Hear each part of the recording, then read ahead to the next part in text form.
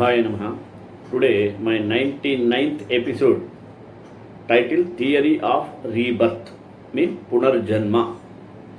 My 100th episode, that means completing century, will be uploaded on Sunday, 21st of this month, means day after tomorrow.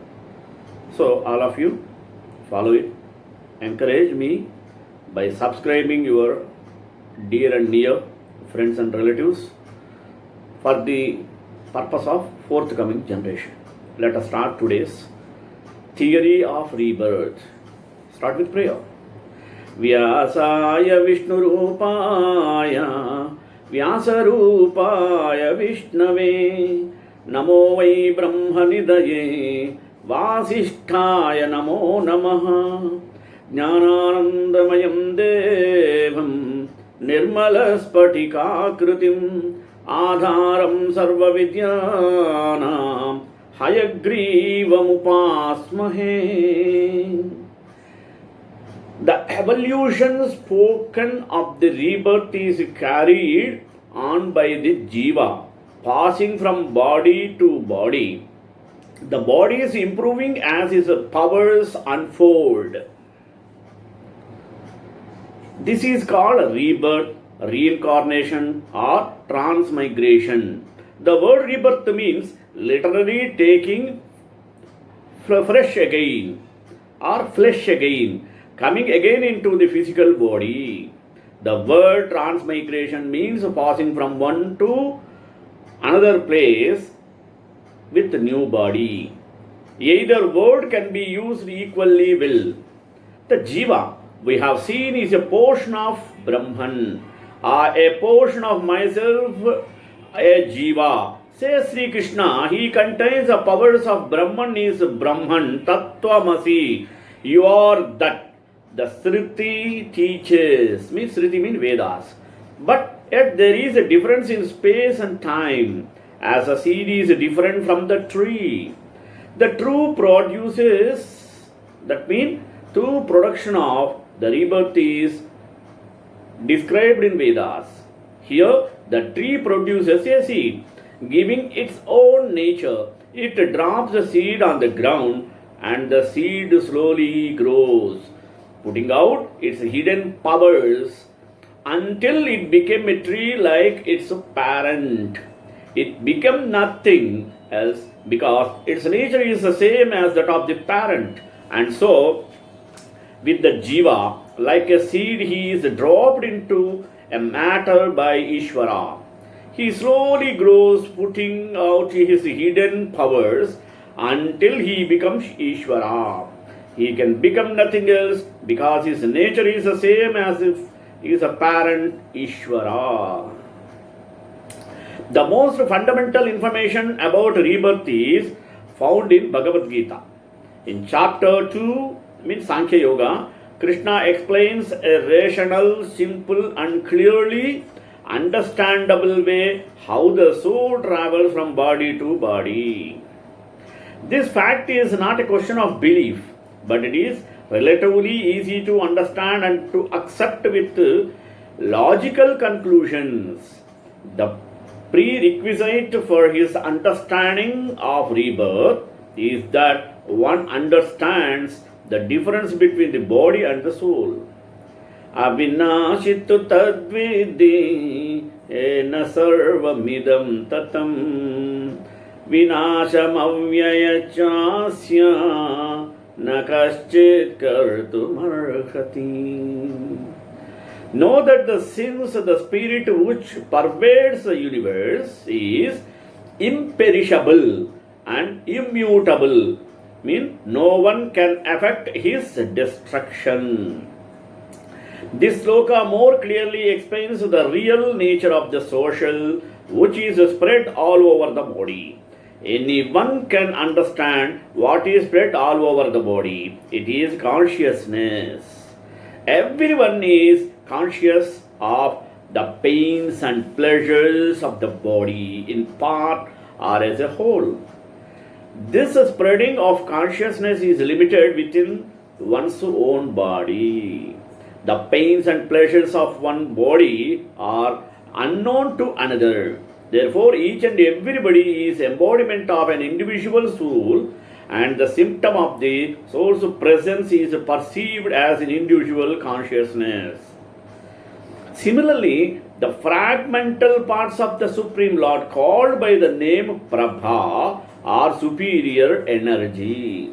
So, whether one follows Vedic knowledge or modern science, one cannot deny the existence of the spirit soul in the body, and the science of the soul is explicitly described in the Bhagavad Gita by the personality of Godhead himself. What he says, न जायते म्रियते वा कदाचित् नायं भूत्वा भविता वा न भूयः अजो नित्यः शाश्वतोऽयं पुराणो न हन्यते हन्यमाने शरीरे. For the soul there is neither birth nor death at any time. He has not come into being, does not come into being, and will not come into being. He is unborn, eternal, ever existing, and primeval. He is not slain when the body is slain. The soul is full of knowledge, or full always with consciousness. Therefore, consciousness is the symptom of the soul. Even if one of the person does not find the soul within the heart where he is situated, one can still understand the consciousness. Sometimes we do not find the sun, SUN, in the sky owing to clouds or for some other reason. But the light of the sun is always there. And we are convinced that it is therefore daytime. As soon as there is a little light in the sky early in the morning, we can understand that the sun is in the sky. Similarly, since there is some consciousness in all bodies, whether man or animal, we can understand the presence of the soul. This consciousness of soul is, however, different from the consciousness of the Supreme, because Supreme Consciousness is all knowledge, past, present, and future. The consciousness of the individual soul is prone to be forgetful. When he is forgetful of his real nature, he obtains education and enlightenment from the superior lessons of Krishna. But Krishna is not like the forgetful soul. If so, Krishna's teachings of Bhagavad Gita would be useless. The concept of rebirth has successfully captivated human beings over the ages. Although the term rebirth is often used interchangeably, there is a significant difference between the two concepts. Rebirth is normally understood to be the assumption of another body by a permanent self or soul. According to this doctrine, philosophy, after the biological death, the soul transmigrates into another body. Rebirth, on the other hand, is the idea that it is not a permanent self, but a form of subtle mind streams carries within itself karmic imprints from previous births, karma, according to karma. Also, rebirth does not necessarily have to be in human form. A human being can be reborn as any other sentient being depending on his karmic cycle. Rebirth is mainly Eastern concepts and form of the basic tenets of the three major Eastern regions of Hinduism, Jainism and Buddhism. However, Hinduism and Jainism talk mostly about rebirth of the soul or Atman, but Buddhism focuses on rebirth of consciousness. The doctrine of Buddhism discounts the existence of soul or Atman. According to ancient Buddhist texts, there is no permanent self which moves from one life to another. Instead, it is the consciousness on the stream of the consciousness which, upon the end of one life, joins another, much like a flame which is transferred from one candle to another. There is a certain relationship between the past and the present lives, neither they identical or nor completely distinct. Such a transmigration of consciousness is the effect of karma, and this process of rebirth continues until the consciousness attains nirvana or complete independence of material wants and desires. Only then can the self be free. Therefore, says in Bhagavad Gita, Nainam chindhanti shastrani, Nainam dahati pavakaha, Nachainam kledayam tyapo, Nashoshayati marutaha. Weapons do not cut it, fire does not burn it, water does not wet it, wind does not parch it. Ishvara is said to be wise and powerful, Jiva to be unwise and powerless. But the Jiva grows into wisdom and power, and the growth is what is called evolution. Thus, the soul and the body are two different things. The body is temporary and the soul is eternal. Although the nature of the soul is beyond the scope of measurable materials, its presence with the help of the following example.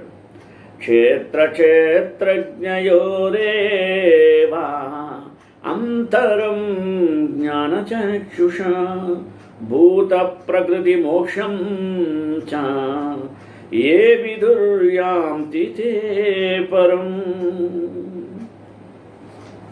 They who have thus perceived the distinction between kshetra and kshetrajna and the way of liberation from the maladies of nature with the eye of wisdom attain to supreme spirit. Sages who know the difference between the nature and soul as also the way of liberation from mutable nature realize God. That is to say that the knowledge is the eye which one may see the reality of Kshetra and Kshetrajna, and that knowledge here is a synonym for intuitive perception. There are various theories regarding consciousness. Here in Bhagavad Gita, the example of the sun and sunshine is given. As the sun is situated in one place but is illuminating the whole universe, so a small particle of spirit soul, although situated in the heart of this body, is illuminating as sunshine or light is a proof of the presence of the sun.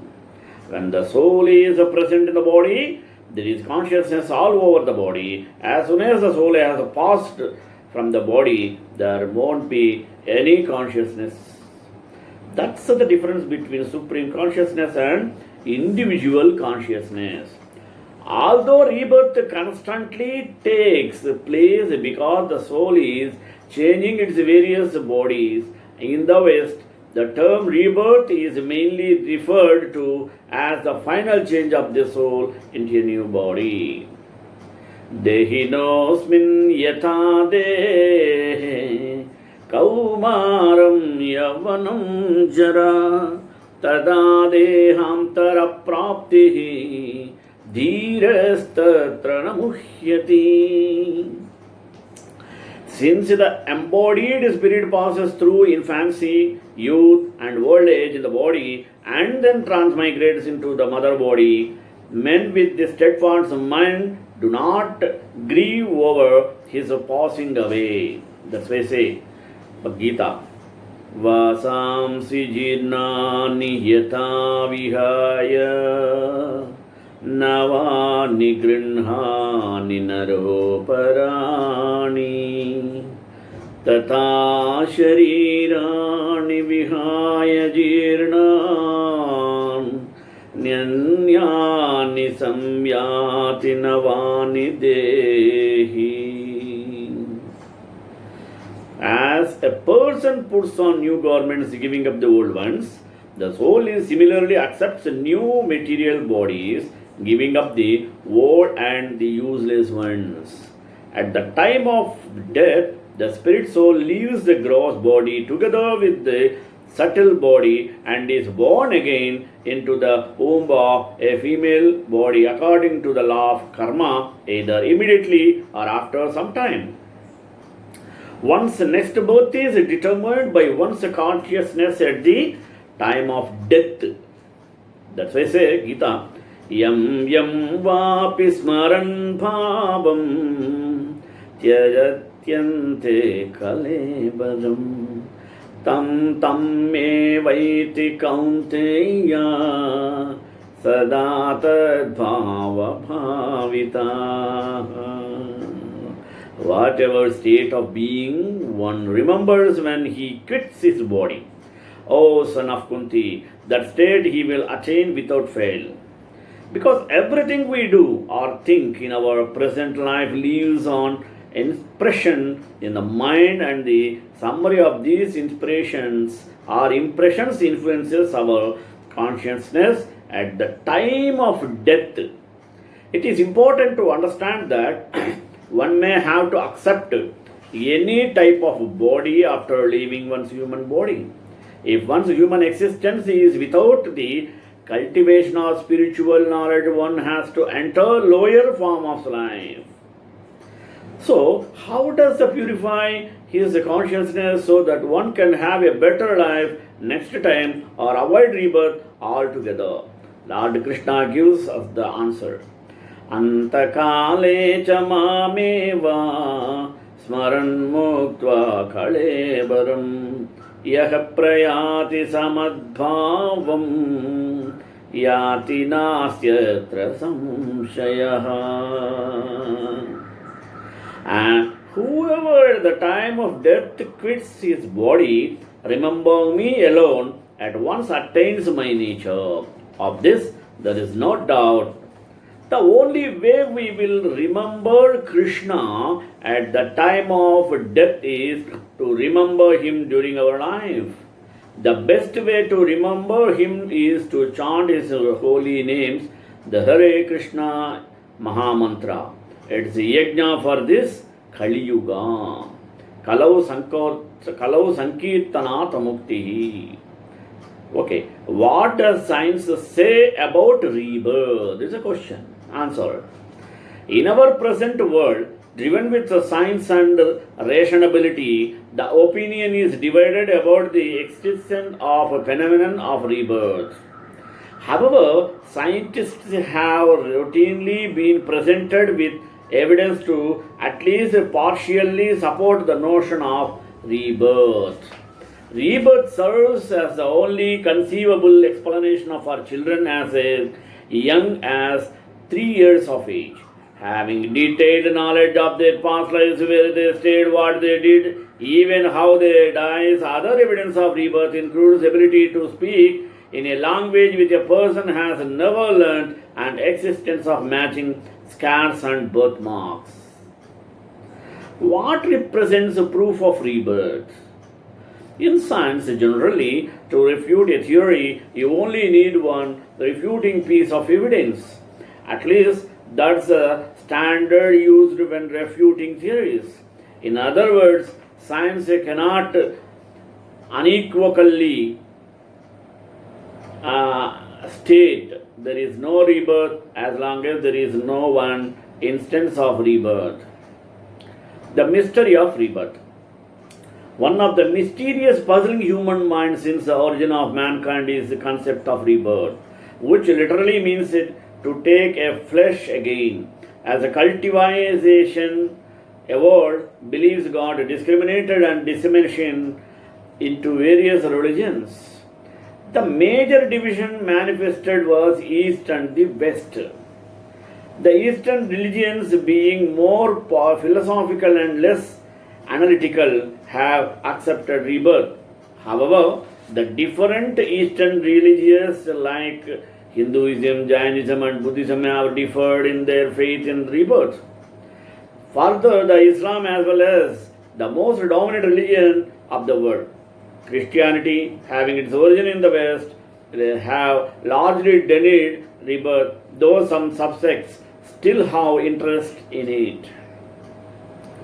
We have seen that the Jiva begins in the material kingdom his long pilgrimage through the physical world. At the stage, he is unconsciousness of his outer world. His attention is called to it. Its existence is forced on him by violent shocks and blows from outside, earthquakes, volcanoes, landships, or these and many other violent agencies arouse the Jiva's attention to that fact that he is not alone, that there is something outside him. The holy book Rig Veda, the oldest numerous references are made to rebirth. One ever verse says, "Burn him not up, nor quite consume him, Agni. Let not his body or his skin be scattered, O Jatavedasas. When you have matured him, then send him on his way unto the fathers. Let your fierce flame, your glowing splendor, burn him with your auspiciousness forms. O Jatavedas, birth thus man to the various regions of the pious. Again, O Agni, to the fathers of generation, send him who offered in you growth our oblations. Wearing new life, let him increase his offspring, let him rejoin a body, travels according to Jata Vedas. Even Bhagavad Gita says, Antavanta ime deha nityasyoktha sharirinaha anashino prameyasya tasmad yudhyasva bharata. These bodies of the embodied one who is eternal, indestructible and boundless are known as finite, therefore fight on Bharata. Enam veti hantaram yaschainam manyate hatam ubhau tau na vijanito nayam hamti nahanyate. He who regards this as a slayer and he who thinks he is slain, both of them are ignorant. He slays not, nor he is slain. Even Brihadaranyaka Upanishad says about rebirth as Tadyada Peshaskari Peshasho Matramupadayani Anavaratam Kalyanataram Rupam Tanuta Evamevayam Atmedam Shariram Nihatya Avidyam Gamayitva Anyat Navataram Kalyanataram Rupam Kurute. As a goldsmith having taken a piece of gold makes another form new and more beautiful, so verily the Atman having cast off his body and having put away avidya makes another new and more beautiful form. He who adds placing all actions in Brahman, abandoning attractment or attachment, is unaffected by sin as a lotus leaf by the waters. Kayena manasa buddhya kevalairindriyairapi yoginah karma kurvanti sangam tyaktva atma shuddhaye. Yogins have abandoned attachment, perform action only by the body, by the mind, by the reason, and even by the senses, for the purification of the self. The harmonized man, having abandoned the fruit of action, attains to the end for eternal peace. The non-harmonized one, impelled by desire, attached to the fruit, is bound. A jiva may slip backward for a time, stay a while in a stage that he has long left behind him. There is a something or some power he has not quite evolved, and he falls by this into a lower, and also he does not possess the commitments, and he falls by this into a lower stage, again a boy at school. If he were idle, might be put back into a lower class. A jiva also same has reached the human stage, may be attached to an animal or to a plant, or if he be transmoric, even to a stone, till he has learned to use the human form better than he is, like a man in prison, shut out from human society and unable to use his human powers for want of freedom. But the jiva is not to be tied forever to the wheel of birds and dates. In this regard, say, when he ceases to desire these objects, then the ropes are broken and he is free. He need not be born anymore. He has reached liberation in moksha. He is then called a mukta or a free jiva.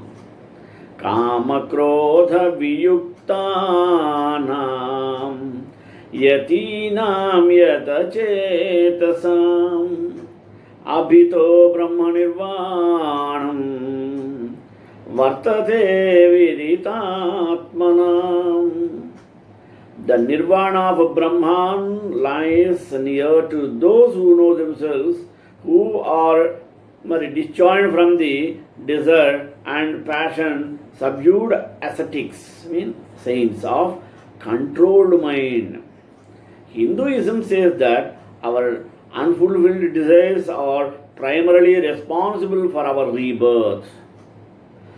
To understand this portion, one should know the Hinduism's views about death and thereafter.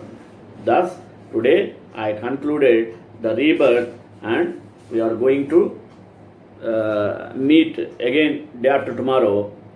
Very beautiful, interesting topic in Telugu called Badari Kshetra Mahima. That means about Badrinath. Till that, Ekantāya Kalyāna Nade Nade Dhanam Shri Venkata Nivāsāya Srinivāsāya Mangalam Mangala Prayara Padacharya Progamaihi Sarvaisha Urvairacharya Satkrutāyastu Mangalam. Okay, once again I ask you one and all, at least for completing my 100th episode, all of you must and should